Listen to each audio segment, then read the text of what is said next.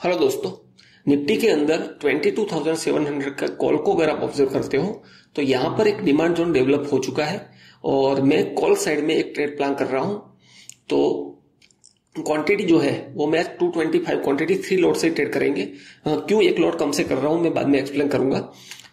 तो पहले मैं यहां पर एंट्री लेने की कोशिश करता हूं। 302 प्राइस चल रही है अभी यहां पर, तो हमें एंट्री जो है यहां पे मार्केट प्राइस पे 302 पे हमारी एंट्री हो चुकी है। और सबसे पहले मैं सिस्टम के अंदर स्टॉप लॉस प्लेस कर देता हूं। इसी जो ये डिमांड जोन है प्रीमियम का, उसी प्रीमियम के डिमांड जोन के लोअर हिस्से में 288 पे हमारा स्टॉप लॉस है, 302 पे हमारी एंट्री है। तो ठीक है, स्पॉट के अंदर भी देखोगे आप तो जो सप्लाई जोन था उसका ब्रेकआउट आने के बाद वापस उसी जगह पर प्राइस रीच करी है। तो यहां से अगर ट्रेंड कंटिन्यूएशन करना है तो ये जो प्रीमियम का हाई है 350, वहां तक प्लेस ओपन है कॉल के प्रीमियम को मूव होने के लिए। तो हमें एक अच्छा इसी ये मैं ग्रीन कलर से जो मार्क कर रहा हूं, इसी डिमांड जोन से एक अच्छा रिस्क रिवॉर्ड वाला ट्रेंड कंटिन्यूएशन ट्रेड मिल सकता है।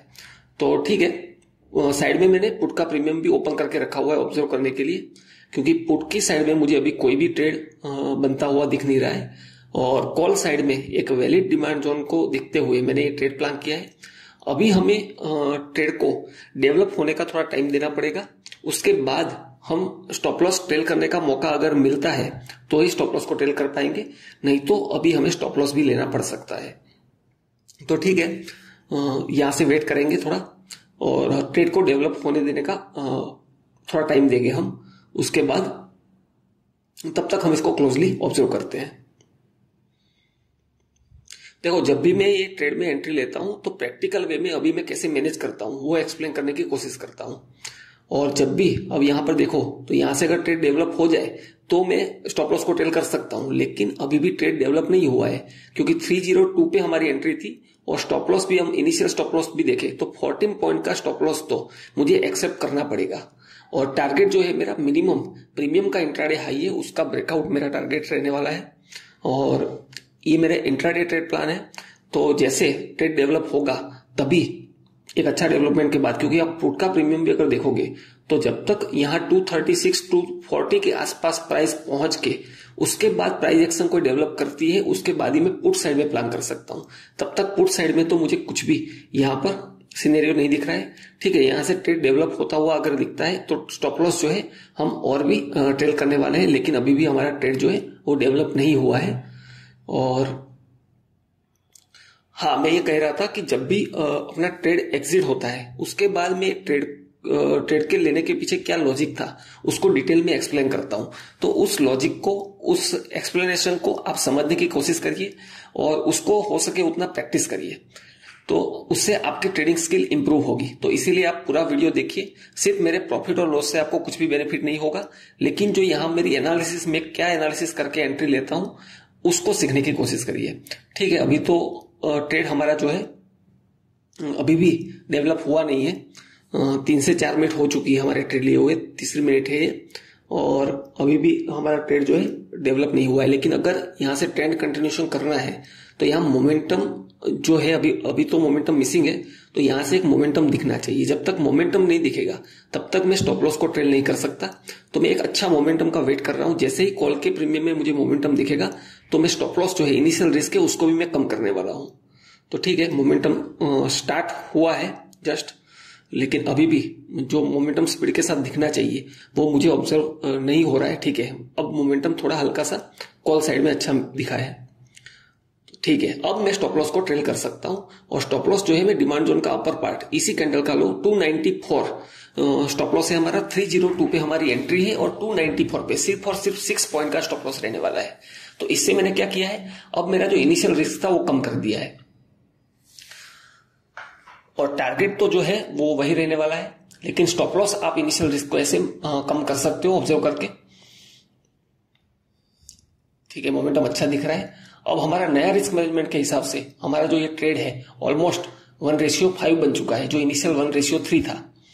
तो ठीक है, पुट का प्रीमियम भी अगर आप देखते हो ना, तो जब तक पुट के प्रीमियम में ये लो का ब्रेकडाउन नहीं होता है तब तक स्ट्रॉन्ग मोमेंटम मिलना थोड़ा मुश्किल हो सकता है।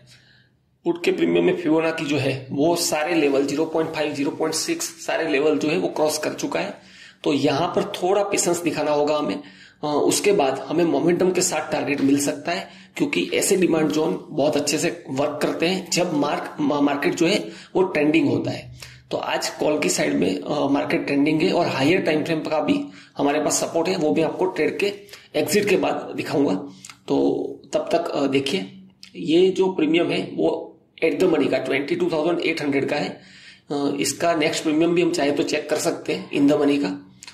तो 22,900 जो है अपना, उसको चेक कर लेते हैं। चलो, इसके प्रीमियम को अगर आप देखते हो तो ये प्रीमियम भी सस्टेन ठीक है हमें, लेकिन हम चेक करें तब तक हमें 22,700 के कॉल में जिसमें हमारा था उसमें अच्छा मोमेंटम मिल चुका है और अब हमें ट्रेल करने का भी मौका नहीं मिलने वाला है। हमें टारगेट बुक करना चाहिए, हमारा टारगेट ऑलरेडी अचीव हो चुका है। ठीक है, यहां पर मैंने टारगेट को बुक कर दिया है 360 पे, ऑलमोस्ट इस कैंडल के हाई पे हमारा बुक हुआ है। अब इस ट्रेड के पीछे मेरी क्या एनालिसिस थी, मैं इसको पहले ड्यूअल विंडो पे कर देता हूं ताकि आपको क्लीन दिखा सकूं इसको। ठीक है, और इसको सबको डिलीट करके अब मैं इसके पीछे का जो लॉजिक आपको समझाने की कोशिश करूंगा, उस लॉजिक को मिस मत करना, उससे आपकी ट्रेडिंग स्किल इंप्रूव होगी। और ऐसे लॉजिक को आप समझने की कोशिश करना अच्छे से। और आप मेरे पीछे के वीडियो भी देख सकते हो, उसमें भी मैं कई जगह पर डिमांड और सप्लाई जोन की छोटी छोटी बातें करी है, उसको भी आप देख सकते हो और सीख सकते हो। तो अभी आज के ट्रेड पे आते हैं। इसको मैं डिटेल में अगर एक्सप्लेन करता हूं तो निफ्टी का स्पॉट जो है वहां पर क्या देखा मैंने और क्या सोच के मैंने आज कॉल साइड का ट्रेड लिया है, उसको मैं डिटेल में एक्सप्लेन करूंगा। पहले इसको डिलीट कर देता हूं।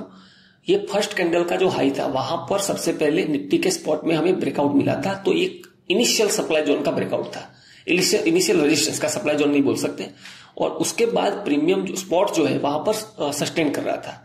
और इसी के साथ प्रीमियम में मैं क्या वॉच करता हूं, प्रीमियम में भी अगर आप देखोगे तो फर्स्ट कैंडल का जो लो था 22,700 के कॉल में, इसका ब्रेकडाउन नहीं हुआ है अब तक और प्राइस इसके ऊपर सस्टेन कर रही है। इसका मतलब ये है कि कॉल साइड में अभी भी सेलिंग एक्टिविटी स्टार्ट नहीं हुई है, आप ये मान के चल सकते हो। और दोबारा जब यहां पर मार्केट उसी जोन पे टेस्ट करके वापस बाइंग दिखा रहा था, तब भी कॉल का प्रीमियम जो है वो अप साइड में सस्टेन कर रहा था। तो उसने जो फर्स्ट कैंडल का लो था उसके भी हायर साइड में सस्टेन किया था। तो आप ये बोल सकते हो कि कॉल का प्रीमियम जो है उसके अंदर बायर की पेशेंस अवेलेबल है और सेलर की तो बिल्कुल अभी भी नहीं है, क्योंकि फर्स्ट कैंडल का लो भी ब्रेकडाउन नहीं हुआ है। तो वापस इसी जोन पे जब मार्केट ने मोमेंटम दिखाया स्पॉट में और उसी जोन पे रिएक्शन दिखाया, तब तो हमारा ये डिमांड जोन कंफर्म हो रहा था। तो इसी कंफर्मेशन के साथ मैंने ट्रेंड कंटिन्यूस जब भी करना होता है तो ऐसे डिमांड जोन बहुत अच्छे से काम करते हैं जो हायर हाई सस्टेन करते हैं। अब ये 1 मिनट का चार्ट है तो आपको क्लोजली ऑब्जर्व करना पड़ता है। तो उसके हिसाब से वॉल्यूम को हटा देता हूं मैं अभी।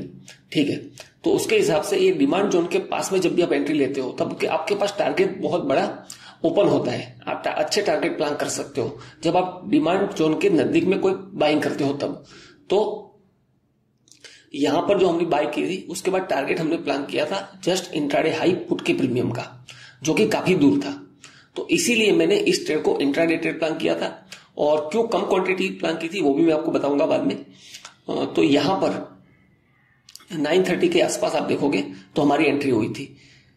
लेकिन यहां पर भी एक बहुत अच्छी चीज है सीखने लायक, यहाँ 302 पे जो हमने एंट्री की है वो हम एंट्री कंफर्मेशन वाली एंट्री थी। कैसे कंफर्मेशन आपको दिखाता हूं। ये कौन सा प्राइस है, 302 प्राइस है, वो इसी कैंडल का हाई है जो सबसे पहले पुल बैक आया था यहाँ। लेकिन यहां पर एंट्री नहीं ले सकते क्योंकि वहां पर डिमांड जोन का कंफर्मेशन नहीं था। यहां पर मैं एंट्री नहीं ले सकता क्योंकि यहां पर कंफर्मेशन कम था और स्टॉप लॉस भी बड़ा हो जाता अपना। तो वापस उसी जगह पर आप देखोगे, यहां से रिएक्शन देने के बाद वापस प्राइस उसी जगह पर आया। तो यहां पर 9:30 पे हमने उसी प्राइस पे वापस एक एंट्री प्लान की, देखो यहां पर 302 पे। और ये जब डिमांड जोन कंफर्म हो गया और जो हमें टारगेट जो मिला है वो 360 ऑलमोस्ट आप देखोगे तो पूरे रिस्क के हिसाब से भी 1:4.5 1:4 के ऊपर मिला है हमें। और बाद में तो हमने इस रिस्क को भी कम कर दिया था, इनिशियल रिस्क था उसको भी कम कर दिया था और 294 पे स्टॉप लॉस प्लेस कर दिया था।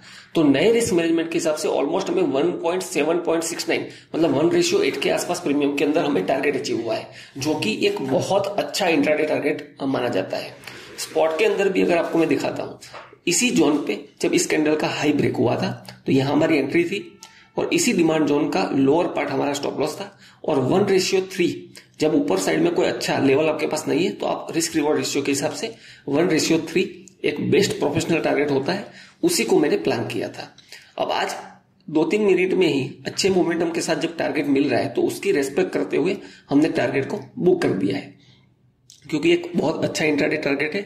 और एज अ प्रोफेशनल ट्रेडर आपको दिन के अंदर एक अच्छा ट्रेड फाइंड करना होता है और उसको एग्जीक्यूट करके आपको ट्रेड से एग्जिट करना होता है। अब मैं आपको डिटेल में समझाऊंगा कि मैंने आज कॉल साइड में क्यों ट्रेड प्लान किया है और कम क्वांटिटी थोड़ी क्यों रखी है। अगर आपने मेरा 9 तारीख का जिस दिन एक्सपायरी थी वो वीडियो देखा होगा तो उसमें मैंने डिटेल में एक्सप्लेन किया था। 1 आवर का टाइम फ्रेम पे थोड़ा सेट करता हूं चार्ट को ताकि आपको अच्छे से समझा पाऊं। इसको थोड़ा जूम कर लेंगे, ठीक है। अब यहां पर आप देखोगे तो 9 तारीख को जो एक्सपायरी थी 1 आवर का फर्स्ट कैंडल के बीच में ही मार्केट स्ट्रांगली साइडवेज रहा था और मैं यहां पर इसका ब्रेकआउट या ब्रेकडाउन का वेट कर रहा था। तो मेरा इसी जोन पे ब्रेकआउट या ब्रेकडाउन पे प्लान था और हायर टाइम फ्रेम पे 1 आवर पे जो ये स्विंग हाई डेवलप हुआ था, या तो इसके ऊपर हम प्लान कर सकते थे या फिर स्विंग लो अगर हम देखते हैं तो यहां पर इस एरिया पे भी हम प्लान कर सकते थे। लेकिन मेरा प्लान था इसी छोटे जोन के ब्रेकआउट पे, लेकिन आज मार्केट जो ओपन हुआ वो गैप अप ओपन हो गया तो हमें प्लान चेंज करना पड़ा। मैं इसको छोटे टाइम फ्रेम पे ले जाके भी आपको दिखाऊंगा कि मैंने कैसे कॉल साइड में डिसीजन लिया है ट्रेड लेने का। तब आपको छोटे टाइम फ्रेम पे ले जाऊंगा तो आपको डिटेल में समझ में आएगा कि इस जोन से जब अप साइड में गैप अप ओपन हो चुका था, पहले मैं इसको 1 मिनट पे शिफ्ट करता हूं। हमारा इनिशियल प्लान क्या था, इस जोन का ब्रेकआउट मिल जाए, लेकिन मार्केट ने क्या किया, उस जोन का ब्रेकआउट तो दिया लेकिन गैप अप ओपन हो गया और जो हमने 1 आवर का टाइम फ्रेम पे हाई स्विंग हाई मार्क किया था वहां पर अब मैं यहां पर डायरेक्ट तो कोई ट्रेड इनिशिएट कर नहीं सकता, क्योंकि अगर मैं यहां पर ट्रेड इनिशिएट करता हूं तो रिस्क मैनेजमेंट है वो खराब हो सकता है। तो यहां पर ये जोन जब डेवलप हो चुका था और यहां पर जब वापस उसी जोन पे पुल बैक आके डिमांड कंफर्म हो रहा था तभी मैंने एक अच्छे रिस्क रिवॉर्ड के साथ 1:3 प्लान किया था। और ये ट्रेंड कंटिन्यूएशन जब भी होता है तब ऐसे डिमांड जोन बहुत अच्छे से काम करते हैं। अब मैंने क्वांटिटी कम इसलिए रखी थी कि अगर हमारा यहाँ पर स्टॉप लॉस भी होता है तो इंपॉर्टेंट लेवल जो मैंने नीचे मार्क करके रखा है वहां पर मैं सेकंड अटेम्प्ट भी कर सकूं, तो इसीलिए मैंने क्वांटिटी कम रखी थी। लेकिन कम क्वांटिटी के साथ भी हमें ऑलमोस्ट 60 पॉइंट कवर की प्रॉफिट हमें हुआ है, टारगेट मिला है, तो काफी अच्छा टारगेट है। सिर्फ 3 लॉट से 13,000 प्लस प्रॉफिट करना निफ्टी में बहुत मुश्किल है। जब आप अच्छे प्राइस एक्शन को रीड कर पाते हो तब आप इसको कर सकते हो एक रिस्क मैनेजमेंट को फॉलो करते हुए। तो मैं उम्मीद करता हूं आपको इससे काफी अच्छी लर्निंग मिली होगी और अगर आपको इससे कुछ भी लर्निंग मिल रही है मेरे वीडियो से तो मेरे चैनल को सब्सक्राइब करिए और ज्यादा से ज्यादा लोगों के साथ शेयर करिए ताकि मैक्सिमम लोग जो है इस एनालिसिस से अगर कुछ बेनिफिट होता है तो वो बेनिफिट ले पाए।